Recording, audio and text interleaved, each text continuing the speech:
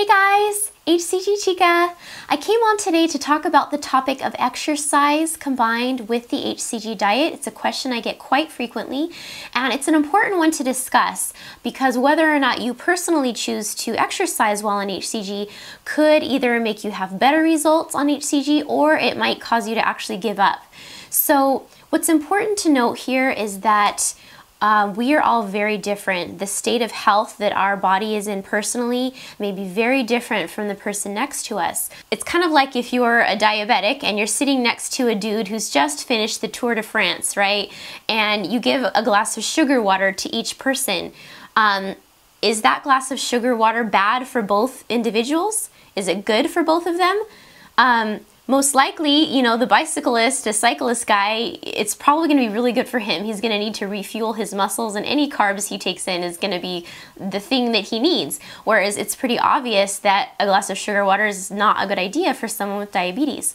So it just goes to show there really isn't one answer for this kind of thing. So I'm just going to talk about the different things to consider when it comes to, you deciding to exercise or not on HCG, things that will help you make your own decision and just things to look at so that you might be able to know for yourself whether or not it's gonna, bring about a good outcome.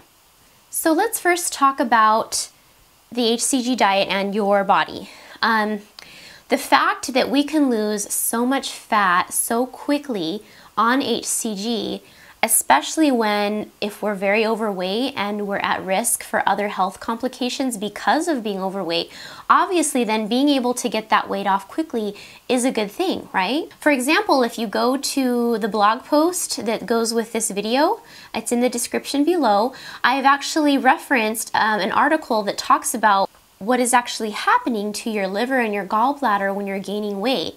It's not good. It's not a good thing. So, of course, HCG, it's just wonderful that we can lose that fat so quickly, and there's so many health complications that arise from being overweight.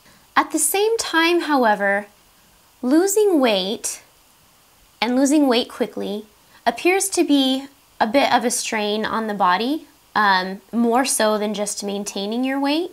In fact, I read 2 articles that pretty much say the same thing, and that is the process of breaking down fat and losing weight involves more work on the part of your adrenals.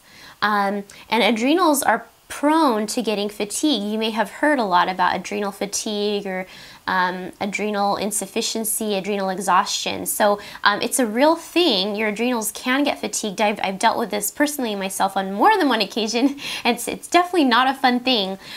So your adrenals do come into play more when you're on HCG.